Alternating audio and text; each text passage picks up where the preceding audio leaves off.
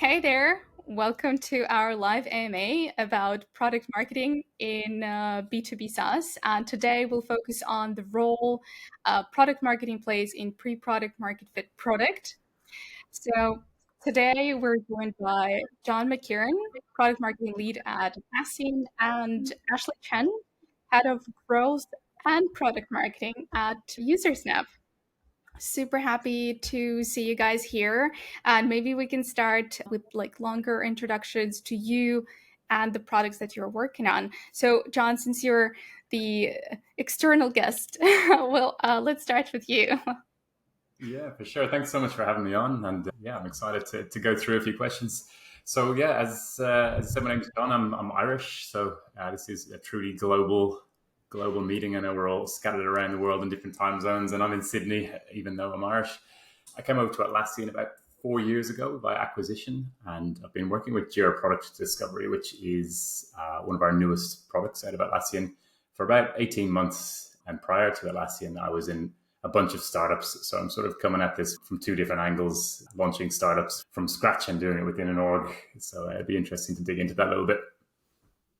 Okay, awesome. Thank you. Ashley? Okay, hi, I'm Ashley, and I'm head of growth at Usersnap. I'm Taiwanese living in Europe, so again, a very across the world situation. And I say Europe because I've been living in a few different countries for the past few years. And at Usersnap, so for the past almost 5 years, I've been at Usersnap, and it's been a really exciting time. So Usersnap is a user feedback platform for product managers, product teams to be listening and collaborating on user feedback. It did go through like a really exciting transition for the past 4 or 5 years, starting with a more kind of simple bug reporting tool, and then expanding some features into CX, microservice, and now really finding the product market fit. So also very excited to talk about this journey. And I've been at a few bigger companies in the past, although also at bigger companies, there's, like John said, new teams and new products pivoting. So for example, when I was at Microsoft, I was in the Office 365 business unit, and I was working on the transition from on-premise and licenses to cloud and subscription. Okay, thank you so much for the introduction. And I'm Anna, head of growth at saas.group, half Russian, half Ukrainian, living in Vietnam. So that's we truly got quite a story going on here. So let's get to it. We've got quite a few questions for you guys, and it will be really interesting to dig in. And first, as Jira Product Discovery is newly launched, and Usersnap has been pivoting to new market category in the past couple of years. So what role does product marketing play in a new or pre-product market fit product? John, let's go with you again. Yeah. So this is one of those that I was thinking through this question, and I was, you've got your recency bias from launching a product in Atlassian, and really, I think there's two different answers here, and I'll sort of go back to my startup phase and then move into the more recent stuff with Atlassian, because I think it makes a bit of sense. There was, Sure. I don't know if you know Lenny Rachinsky, he writes this great newsletter and podcast. Yeah, he's superb. And he shared this thing recently where he showed the top 10 hires, the first 10 hires in B2B SaaS companies. And I was like, oh, okay, wow, let's see where product marketing is. And it was like, nothing. There's hardly any marketers there at all. And I was like, that's strange. It seems like you'd have someone in there earlier. And I think it just comes down to the nuances, really. It's more like the titles in many ways. So going back like 6 years ago now was probably the last startup I was in. Worked for a place called Already Built. I came in and we were seeking product market fit, not to ruin the ending here, but we never found it. I think the role that we played in there was a jack of all trades. I could come in, I could do this beautiful positioning and have a lovely website. And of course, you've got to do all of that stuff, talk to customers. But the fact is, you've got to hack, and you've got to just go through and, take sales calls. You got to go and you build the partnerships. You got to go in and you got to fix a bug. You got to do the email marketing. You got to do anything and everything to just try to find that first sale and say, okay, at least that's a sign that we're, getting closer to product market fit. And that was always the challenge. It was, you just have to hack and hack and hack and eventually sort of get where you need to be. I think in Atlassian, it's a little bit different. So I came into Jira Product Discovery when it had just moved from alpha to beta. And it was sort of at that phase as well. We were looking for product market fits. And although it's completely different, you're in this big organization and you've got all of the support from all these teams and you've got the funding and everything, it's still kind of the same to start with. You've got to get your distribution sorted first and foremost. If you don't have that, and again, you can spend a lot of time sort of doing all the nice pretty stuff, but if you can't prove that you actually have a distribution channel, no matter how good your product is, it's probably going to fail. So that was the first thing that I had to sort of go and do. And you work very, very closely with the product team, and you go through and you try to find these sustainable channels that you could do it. And really, I think what makes it quite difficult is you have these different flight levels, as well, as I call them. So you sort of have to, jump into, you'd be in a meeting where you're updating the founders and saying, this is where we're at. And then you get out of that meeting and you're like writing email copy for something that's due in like 10 minutes and you're getting deep into the execution mode. So I think one of the sort of key skills I think that I learned as I was launching the Jira Product Discovery in Atlassian, I actually spoke at P&M Alliance a few weeks ago in Sydney about this, was storytelling internally. So, obviously we all know the importance of storytelling externally and making sure everybody understands what your brand is and what the product is. But in an enterprise, if you haven't yet found product market fit, really one of the key things you need to do is to get patience and to get buy-in and to get alignment from people at all levels. So from CEO down to customer support to sales, they all need to understand exactly what your long-term vision is, and you can try to keep them on that journey as you go. So I think that aside from distribution, I think internal storytelling in the bigger organization is probably one of the key skills. Okay, thank you so much. So, Ashley, what's your take on it in a smaller setting? So for this, I also have a kind of two sides to it. One is more of a candid answer, and one is more of like a casual but a principle type of answer. And I'll start with my candid answer because maybe that's a bit more boring to go through. So I think the role of product marketer here, pre-product market fit, is to, like John said, to reach product market fit.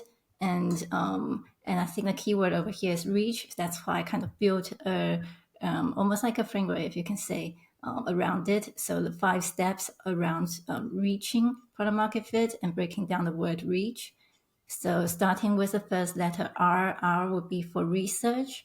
So really rigorously doing the research around your users, around the market as well, and then starting a bit maybe broad, but then going down to what exactly are people choosing your tool for. And then moving on to E. So E will be for empathy. I think what a product marketer really needs to do is to build that kind of connection and understand why is it so frustrating to be in this situation now, and what are they looking for as their ideal situation. And then A for advocate. So really taking that and advocating it, like John said, to your team, to the product team, but also to the marketing team, so that the marketing team can build and can bridge the kind of the know-how, because sometimes it's not just, okay, we need a product solution. You also need a know-how around it to really be able to fulfill and make it work. And then C is for creativity. So being creative with the ideas as well, especially pre-product market fit, that means there's no existing solution that has a really great outcome yet. So being creative with ideas, and again, also about marketing, needs to be creative too, to reach and distribute in the right way. And then lastly, H for hypothesis. So building hypothesis and then experimenting with that and validating if you have product market fit or not, or pivoting to see if there's another way, and then just really having hypothesis and validating that. But as a principle, I think what a product marketer is doing is to be asking questions. And I think this resonates well with what John was talking about, especially towards the end, like asking questions and asking questions on the business side as well as the user side to see if this is really delivering value, if this is really needed, if this is the right way. It can be a bit scrappy sometimes, but yeah, having that mindset that we're asking right questions and adapting to changes. I think there's one thing as well, the fact is you don't always find product market fit, and that's the cruel truth. And that was the case in the startup that I was in. And I think that's kind of one of the underrated skills, as well as the ability to sort of see it and call it. It's like, okay, there's only so far that you can push this rock up a hill. And I think sometimes it's like that in itself is kind of an important skill to have, because the startups fail, as we know. It's a hard slog. Yeah, the soft skill of like courage and asking questions and really challenging that. I think it's a skill itself. Yeah. Yeah, okay. Thank you. Thank you for telling us about that. There is another question in your products, in your work. What was the persona or user research process like, and how are they similar or different from the insights that the product managers need? John, want to take that one first? Yeah. So I don't think it's all that different. So, I mean, Jira Product Discovery, the product that we launched, what a marketer I am, I didn't even say what it does, but it's essentially a prioritization and road mapping tool. So you gather all of your product ideas in this one place, and then all of the connected insights that go with those ideas as well. So part of that means you can use like a Chrome extension, and no matter where you are, you might be doing like some customer research, or you might be someone from sales, whatever it is, and they can add an insight into the Jira Product Discovery project. So that's just a little bit of background to explain how it works with us. We have a shared Jira Product Discovery project with our product team, and in there we have ideas. And again, in the early phase, there wasn't, now it's a bit cleaner. There's a product board and there's a marketing board as well. But back in the earlier days, it was all sort of mixed up in one. So we would go through, we'd all spend a lot of time talking to customers, doing competitive research, everything that you can do. And we would all just go in and add insights. And for me, it was equally valuable regardless. And even sometimes if you're sort of looking at it and you're going, well, this one's talking about scale or performance issues. That's not particularly interesting to me as a marketer, but in fact it is. That's kind of the stuff that we are blind to a lot of the time. And they're the headaches that customers have that maybe don't show up a lot of the time. So for me, I think that was, it wasn't that different. I think the persona and user research, that was a little bit different. So when we built Jira Product Discovery, we did it with what we call lighthouse users. This is something that the head of products started doing, and that's building for 10 users first and just saying, can we meet their needs? Can we delight them first? And once we sort of gotten to that point, then we'll go and we'll try to do that for 100 people. And once we've done it for 100, we do it for 1,000. And really what that meant was those first 10 customers, those lighthouse customers, we would talk to them all the time, like literally all the time. We would put the worst prototypes in front of them, and we would put the finished product in front of them. And if we felt like we weren't meeting their needs, we're really not doing anything, not doing something particularly well here. I think the only other the element, we came in, we were building a product that we were entering like a mature market. There's other products out there that can do similar jobs for product managers. And I think the difference was when we went out and we started speaking to customers, we didn't want to just accept the status quo and sort of say, okay, we'll just be another competitor just like X, Y, and Z. We wanted to use the unique advantage that we had of already having developers working in Jira software. So we had to position that and talk to customers in a different way and make sure they're already using Jira software, and their problems be very different from people who are using like an isolated tool. So both product and PMM, we would spend a lot of time talking to these customers, going back and forth and just seeing exactly how they're using it. And yeah, as I said, we would go through these insights together. We'd be on Slack all day, just sharing it back and forth, jumping on calls, talking it through. And I think we always shared the same common goal. So it always helped in the end. All right, that's wonderful. Ashley, what do you do in Usersnap? But I want to ask a question first to Sure. John. I'm very curious about, so the 10 users, this concept, how did you pick the 10 users? Yeah, it's a good question. So This is something I've stolen. I'd love to steal the credit from Tongi, the head of product, but this is something, I'm not sure if he stole it from someone, but anyway, he chose these customers very specifically based on criteria that he sets. So at the time, I think they had to be a certain size. They had to have certain problems. They weren't using another product beforehand. They were using Jira software. So basically, he had an idea of, a vision for where the product would be, and he chose these 10 customers based off those criteria. And recently, I've been doing the same on the marketing side. I think it's just a great idea. So, for example, we're running a bunch of customer research, and everybody's like, "Yeah, this is great. I love the tool, and I definitely want to roll it out." But they were the champion for the product, and they were like, help me out. Can you come in and present to the team and show them the value and show them how to use the product? I'm like, I can, but it's, that's not going to scale. So we're like, okay, let's start a champion program where I give you all of the resources that you need. And again, I could have done that blindly. We could have done that in isolation, and the team could just get together and, say, well, what they need is a deck, and what they need is a template to help them get started, and maybe a recorded webinar, whatever it might be. And instead, what I did was I chose 5 customers. In my case, I felt like that would be enough for this one, and I put it in their hands. I was like, okay, here's the alpha version of my champion pack.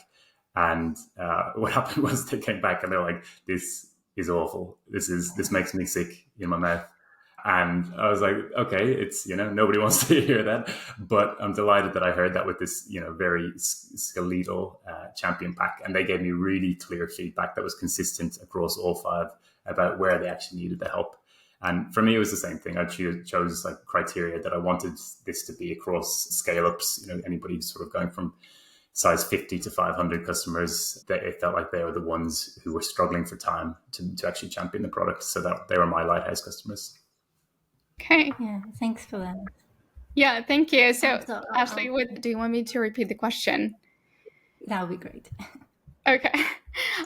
So what was the persona or user research process like for you, and how are they similar or different from the insights that the product managers need? Yeah, I have to agree. It's quite similar with the product managers. And I think that is for itself something to acknowledge that this is really a teamwork, and everyone needs to be on the same page to be able to move forward. The user research, I think first we started out also like going quite broad. There's no specific persona, but as we got more users, as we got more traction, we can really analyze and then find patterns. So then we also focused on who cares a lot. So this is from April down forward. But similarly to what John and Tongi were doing, to really narrow it down to like who are the people that it would change their world, let's say, and would really be using this to their full advantage. And I think for product marketers, we also be looking a bit on the language side, and also how people consume content, how they build knowledge and have that knowledge enough to process the actual product. This is something maybe a bit different to the product manager, because it's also about the experience before and after the product. Okay. Yeah, thank you. All right, since we started talking about product managers, we cannot not talk about them, because you have to work closely together. So how do product manager and product marketer collaborate, and what goals are shared? John?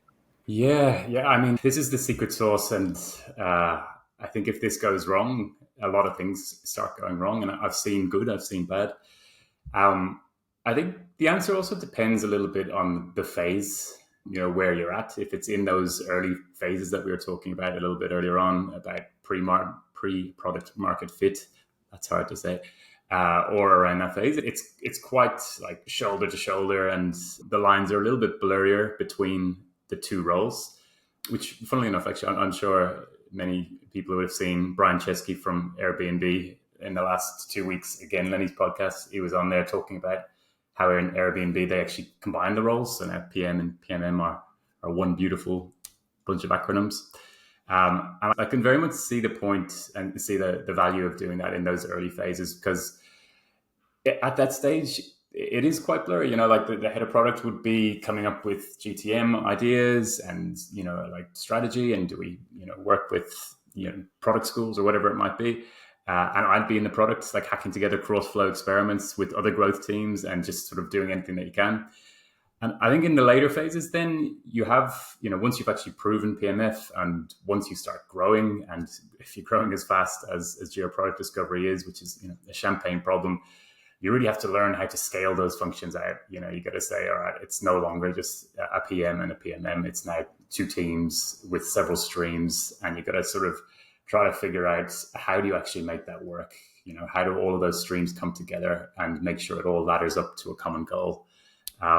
And there's always headaches. No matter how good you are, you're always going to slow down before you can go faster. I think one other note on the collaboration as well, because as you know, we're in every continent right now, and my product team is in Europe. I'm in Australia, so that is a big that's a big challenge as well. I did work from Europe for a few months in those earlier days, but when you're working remotely and there's 0 business hours overlap, you really have to rely on the tools that you have out there. So we use Loom a lot. I think that's when it's at its best, is when sharing Loom updates, which Atlassian, funnily enough, acquired recently. And, again, Slack and scheduled messages. It's never going to be as good as it is in the same time zone, and ideally even in person, but that certainly helps. And then I think the last point I didn't really touch on is the goals. So we're lucky that we have just a common shared goal for Jira Product Discovery. So both me and my team and the product team, we all sort of ladder up to the same goals. So again, when we're going through our quarterly planning, we try to make that as collaborative as we can. So we're going through and trying to complement each other's plans rather than do it in isolation. I think that's really key as well. This is a complete segue, but I'll go with it anyway. Talking to a colleague, and they said that they go through with their product squad and the marketing squad, they get a Miro board and they put the goal or the goals in the middle, and then they put all of the projects and the things they're working on, and they're like, okay, drag it into the goal as long as it's still connecting to the goal. And if it's not, then you have to sort of ask yourself the question, is like, am I working on the right thing? And I thought that was a really good exercise to go through. I'm going to start doing the same with my own team. Oh, that's a cool trick. Okay. Ashley, how does it work for Usersnap? So I think setting goals, this is really important, because then you have this common ground that you're all playing at, and you're really also helping each other to reach that goal. So setting goals and being a bit more specific about like the goals or metrics that you're measuring, from like activation to retention, breadth and depth of adoption as well, time to value. And so we have this meeting that is a monthly meeting where we look at these metrics, but also ask questions to each other. And the essence, so I like how my colleague, she actually puts it, that we're leaning on each other, and is a really, I think, a good way to, or an analogy for it, because it is two teams doing a bit different things, but then also working together, and then just leaning on each other, being able to support each other, even give each other some challenges and some ideas, and then being able to move forward. And because improving should always be like on the table, and that's what we're trying to do. And yeah, so we have a monthly meeting at Usersnap for this, and kind of assessing, and then also just being very collaborative. Yeah. Okay, great. So we talked a little bit about the product in product marketing, and maybe we should move on to the marketing in product marketing. And since you two are coming from two companies of very different sizes and structures, it would be interesting to hear some examples. How do product marketers and the marketing mothership work together on the initial launch to long-term growth? John? This was maybe the biggest surprise for me. I've launched products in startups, and I've launched my own businesses. And you think that's hard, and it is, of course. It's exhausting, and you wrestle it to life, kicking and screaming.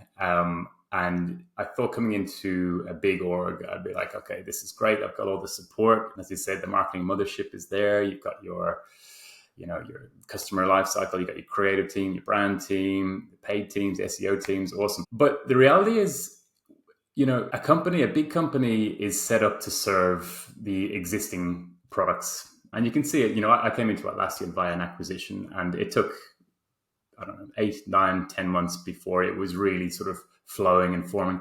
And in hindsight, looking back with Jira Product Discovery, it was kind of the same thing as well. So we we had to come in and you have to sort of go and talk to all these stakeholders and, again, sell them both on the long-term vision and how this is going to be a part of the Atlassian suite and start telling that story, but also get really down and deep into the details and say, hey, email team, I need to get this email out for Turbo Boost in the next 3 weeks. And it can be pretty challenging. Again, it comes back to that flight levels. How do you deal with so many different stakeholders at such different levels when you are also the player coach? You actually have to do the work. There's you have to run a case study and you have to update the website or whatever else it is. And really, again, I mean, this is a pretty similar answer to what I've given before, but it's that idea of storytelling was absolutely key for me here. And I feel like I sound like a fanboy here with Lenny Ryczynski, but I stole yet another one of his frameworks. He has what he calls a race car growth framework. I'm not sure if you guys have ever heard of it. I adopted that for our launch in Jira Product Discovery to the point where everybody in Atlassian is just sick of it and probably sick of me. But what it was basically just a metaphor to help explain what we were trying to do at a long term, like trying to build this renewable source of signups, trying to build out the practices to up-level the craft of product management while also doing turbo boosts like emails and so forth. And once I sort of shifted from it being, what I suppose random acts of collaboration to something that was more cohesive and wrapped around like a brand or a metaphor, it all became a lot easier. And I think all of the teams that you had to deal with, they felt less like cogs in a machine, and it felt less like me moaning and complaining and more like this train that we were all on together that was going to a really exciting place. So I feel like the product marketer is an internal sales rep. You're selling whether it's the product or selling the story to the rest of the marketing team and to your colleagues, and making sure that the messaging and the material that we create is really precise. And actually, I want to share a mistake that I made at Usersnap. So Usersnap is a relatively small team, like around 20 people. And with smaller teams, I think we're very transparent. I think most smaller teams would be this way. So it's probably possibly other people will also make this mistake as well. So the mistake that I made was that I thought because everything's so transparent and we're a small group, we already all know about what's going on. Every person should know about what the product is doing, what this new update is about, how it works, and why we did this. So I wasn't that hands-on with content creation and some of the other things. And after realizing this, of course, I changed to be more involved in each of the content creation and also with events to really make sure that there is that connection with whether it's the content or the event to what the value of the product is, so that we're all centered around one value that we are aligned on and that we want to be clear that our customers, our audience can understand it.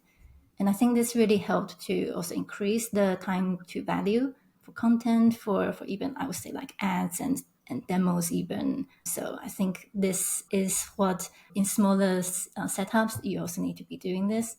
And then in the long term, I think just really making sure that all the content, if it needs to be updated, as you're the person that's closer or in the marketing team closer to the product, to make sure that it's getting updated, it's sometimes even getting removed if necessary. I think that really echoes a lot of my experience as well. And it's a mistake, but I'm willing to forgive myself because it's not dissimilar from product. Because again, you're sort of in a race. You're always in a race. You need to get it out the door. You need to start making some money. You need to see and prove. The real proof for product market fit is when someone takes their credit card out and actually pays for the thing.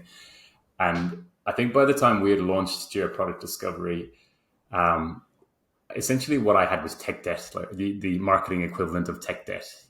We'd been so frantic getting all of these essentials done, and then we launched it, and we were like taking a little seat back and exhaling for a second, and you sort of look at the messaging across enablement sections and the websites and various different places, and they had like different taglines here and there, and then the in product had something completely different with a different logo. I was like, oh god, this is like, and of course that's when it's in the spotlight and everybody's looking at it as well. And it looks terrible, but sometimes you just have to do the tech debt after. Okay, thank you for your answers. We actually have a new question from the audience. When should you focus on building a scalable product tech-wise? John, what's your take on this? When should you focus on building a scalable product tech-wise? Tech-wise, yes. Should we ask for more details to that question?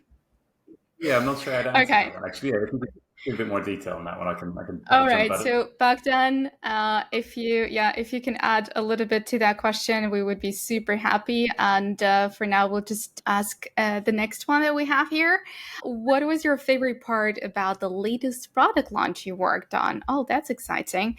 So, John, what was it for you? I think probably two parts. Yeah, two parts, I think. I think the first one was the first dollar we made, the first sale that we made. It was like someone buying one seat at like $10. And, it's not something to report to the board just yet, but it was just like, it was a moment for us because you do, you launch the thing and you put it out there and you put your best foot forward, but you just, there's nothing you can do until someone actually takes the credit card out. And that was a lovely moment for the team, really validated all the work that we've done, all those late hours, all of those hard work, all of the tech debt that had accumulated. That was a really nice moment for us, more so than the actual launch where you're just too exhausted really to celebrate. But I think as well, it was in those earliest days where you're still trying to figure it out, when it didn't quite have product market fit, and when you're testing out all these distribution channels and you're running A/B tests here and you're trying emails there and you're seeing if paid ads will work, and you're working with these growth product managers going through and like testing out different doorways. And we had this very careful approach to how we wanted to, I suppose, introduce Jira product discovery. We didn't want to just do the lazy thing and say, hey, we've got a bunch of product managers that already use Jira, so we'll just send them 1,000 emails until they get so sick of us they use it. But rather what we wanted to do was create a two-way doorway between Jira software and Jira product discovery. So it's where your developers live, where your product managers live, and just add value. It's a much better experience if you can have a link from the uncommitted work, all of those ideas in Jira product discovery and all of the insights that come from Usersnap and everywhere else, and have a clean Jira software backlog that's not polluted with things that are never going to happen. And we knew if we could just do a little experiment in there and just prove that we could get, X amount of signups, then we could start to get more resources. And it was hacky, you'd go through and you'd be pulling information from previous experiments that people had done over the years, and you'd be buying a beer for an engineer to see if they could do an hour's worth of work just to try to get one little experiment across the line. But it was fun, it was really, really fun. It was really scrappy, really startup-y, and the rewards were there to see. It was, I think by the time we had finished it, we had found a sustainable source of signups that wasn't just, monetary driven. It was something that actually added value to the customer and added value to Jira software for that matter as well. And that's something that we're building out even now, just doubling down on that and tripling down on it. So I think they're probably the two highlights for me. That's fascinating. Ashley, what was it for you? I think what John said, buying a beer for the engineer, maybe that is the answer to how to clean the technical debt. Mm-hmm. That would require 2 beers. Yeah, a pack of beers. So I always enjoy and find it very delightful to work on features that is highly requested. And so my kind of story on this is about Jira Product Discovery. But funny enough, Jira Product Discovery, this was never a feature that was requested. I mean, it's too new. However, we do have a mountain of requests from our Jira users. And they are very specific. So very specific requests or issues or problems. And that makes it also very easy to kind of jump on them to solve it. But I think that can also lead you down to a feature black hole. And that was when we came across Jira Product Discovery's launch. And for me, it was like a moment of epiphany because it connected all the dots, so many of the features or so many of the things that our users are trying to do, either with Jira or with other tools, it can be done more easily with Jira Product Discovery. So instead of trying to improve the Jira integration, I really advocated for let's do Jira Product Discovery, this integration instead. And I'm happy to say, like, after weeks of hard work, this integration is out now.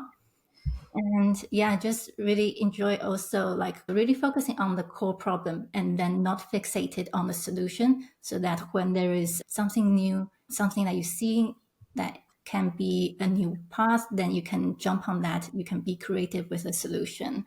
And I also enjoy really kind of like crafting this new approach and back up with the evidence, with the feature requests and user feedback that we have got to build this to build a marketing story. I think that is always really rewarding to be able to tie it back with what users need.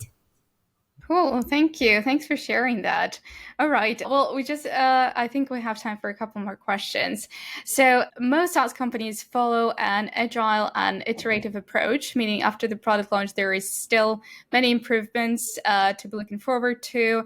So can you share a tip or a hack? We really like the word hack here. Can you share a hack on how you promote and communicate updates and new features? John, what about you? How do you do that? Community is probably the key word here. And I mean, it's not easy to create a community if you're a newer product, but if you can do it, it's really the most magical thing on earth. So Atlassian has a thriving community, and you see it with newer products like Notion and Linear as well, for that matter. They sort of built this community, and what it gives you is like a two-way doorway. So all of the members of our Atlassian community are like, brutally honest in a really nice way. And we have a tiered system. Any launch, we will, go through different marketing levers that we might pull, but community is always there regardless. So we launched a new like medium-sized feature, or small to medium-sized feature, last week with story points in Jira Product Discovery. And for us, what we do is we just post in the Atlassian community, and we have like a huge amount of people are in there, and they follow the channel, and they get a little email that says, okay, I see what's going on here. It's, it doesn't get in their grill. It's not something like an email that gets lost in the inbox. And what we can do as well, what we usually do is link to the community post with a guide in product. We use Pendo for that. Pendo is one of my favorite tools. And what that allows us to do is, not just promote the feature, but it actually starts a two-way conversation, because you have your blog post saying, here's what we've released, and here's a video showing you how to do it, and maybe we have a webinar coming up or whatever. But there's a comment section at the end, and people are like, well, I like this, but this is no use for me because there's only 10 people, or, I can't use this because I don't have the paid edition, or whatever it might be. They might just pull out something that we hadn't even thought about, even though we had, obviously gone through rigorous testing with all these guys. I think it just gives you that ability to sort of continuously improve, which I guess continuous discovery is what it's all about. Put the feature out there, see if people use it, but then continually improve on it. Where is there room for improvement? And that goes for products, but I think it also goes for marketing as well. For example, we put out the new product tour for the new website for Jira Product Discovery, and just asked our community, and as ever, they were just like, we like it, just cut out all the marketing jargon here, and here. And it's like, fuck, I missed that one completely. So yeah, community, I think, is the magic route for me. Okay, wonderful. Ashley, what about you? My magic sentence, I cannot nail it to one word, would be don't make the users think. So recently we really like to use short videos or like animation GIFs to really show what is the change, what is the new thing, and also what's the action that users need to take to use the tool. So really keeping it simple so that when they see it, they don't have to think, okay, how do I use it? What do I need to do now? And just really make it really simple so people don't have to think and not overcomplicated. But I also want to echo what John was talking about, the continuous improvement, because another tip that I can give is that we like to send out in-app surveys after people have used it, after the first adoption, with Usersnap's microsurvey, of course. And what that does is not only collect feedback that allows us to continue to improve, but also make the users aware that this is a this is just the beginning of the journey, that there is, we're looking to improve, there is going to be something new, and they can contribute to that. And I think that also slowly builds up, I don't know if a community yet, but like a trust factor as well. And also make users be willing to try out the next time when there is an improvement and be engaged. In addition, there you made me think, as you were saying, Ashley, as well, with the idea of like, don't make them think is like smart and obvious, and we often forget it. So I want to give it like a shout out to a piece of software that we use, and we're going to start to use a lot more, called Arcade Software, which is like a click-through demo where the customer can see whatever the feature is and just click through it without having to go into the feature itself. And then the benefit as well for you, as you know, on the marketing side, you can see the analytics, you can see where people are clicking and where they're getting stuck. So it's a bit of a very quick way for you to see like where they're, like how they're going to use the feature and where they're getting stuck. It's really handy. So I'd recommend giving it a go. Thanks for your answers. All right, so we actually got the the comment on that previous question. When should you focus on building a scalable product tech-wise? And the comment is, during the discovery phase, you need to be agile and adapt to ever-evolving requirements. Most teams end up incurring a lot of tech debt and build something that is either not scalable for a bigger team or is extremely expensive to continue to work on. Should you consider that an MVP and start build the real thing after product market fit, or do you build on top of it? All right, so can we answer that question?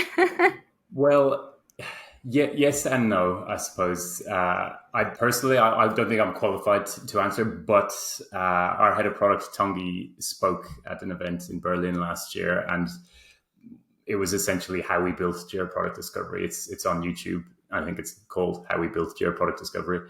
And he talks about this and how we just did not worry about tech debt until we got to a certain stage. It was important, I think, that we kept on, building features that customers were asking, and like that took priority for a long time until it didn't. And that was when we were really close to GA, and we already had thousands of customers and everything was rosy. But it was only then when we sort of said, okay, now it's time to look and make sure this product is completely scalable. And I think that's a tough decision to make. You're balancing that tech debt with new features, and like, when do you do it? When do you make a call? And in some ways you pay the price a little bit later if you are successful, because you're scrabbling and you're trying to play catch up, and you're spending, maybe you have two squads that are working on tech debt instead of building new features, which is a pain, and they're working on performance. But it's kind of a champagne problem because you're successful and because you've gotten to a point where you need to make it scale. If it isn't successful, you don't really have to worry about it that much. So that's an answer from a non-technical person. But again, I'd really recommend just going to YouTube and see How We Built Jira Product Discovery with Tongi Croissant. Okay, Ashley, do you want to add anything to this? I agree. This is a question more for the product manager itself, somewhat more technical. However, I can think of and Usersnap. So obviously, we're also more keen on like pushing out the features, making sure this product is good enough to use.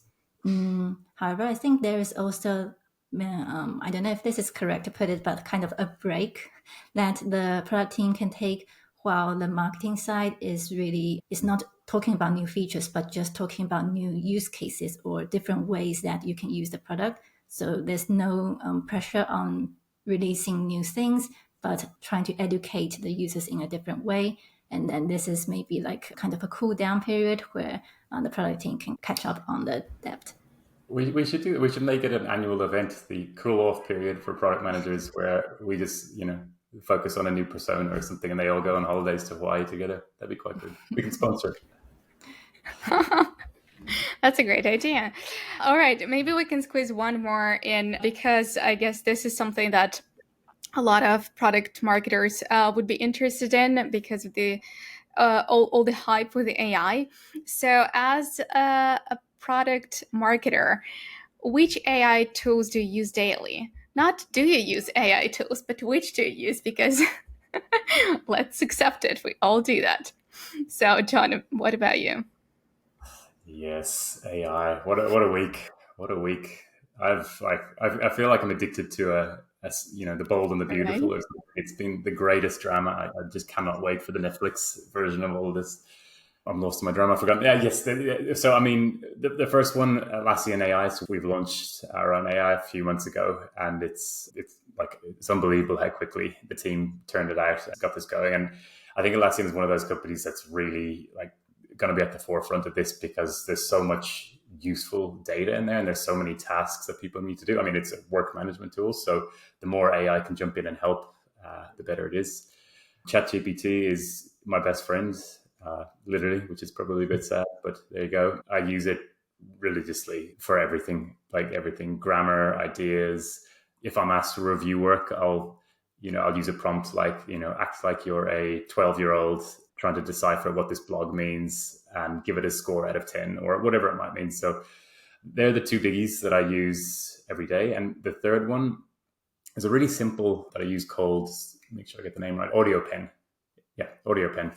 And so I tend to go into these like deep work blocks for like 4 hours, where I'll just go like into it in an intense, weird spot while I'm working. And then I'll go for a walk to sort of decompress and let all the ideas sort of flow through. And in a past life, I would either just take a voice note when these ideas would bubble up in my head on the walk, or I would type into my email drafts or whatever it might be. Audio Pen, you basically put a voice note in and you let your rambling thoughts just go, and you sound like a mad person. And then you press stop, and it takes all of that audio and it puts it into a concise human language and emails it to you. So when you get back to your desk, it's like, here's exactly what you were trying to say, I think. And it's unbelievable. Like, it's spot on. The amount of ideas I've had that have come from that, such a simple tool, so good. Oh, wow. Thanks for sharing. That's what I'm going to do starting today. Ashley, what about you? What AI tools do you use? I think the ones that I use daily are really the AI assistants that are in the products I'm already using, such as like in Doom, Grammarly, and Zapier as well. So those are the ones I use daily. And one tool that I can recommend is called Grain, which is a user interview or like a meeting recording tool. And what is really good is that it not just transcribes, but it also highlights the key points, and it's really, really intelligent in terms of highlighting the right things, even more efficient than me very often.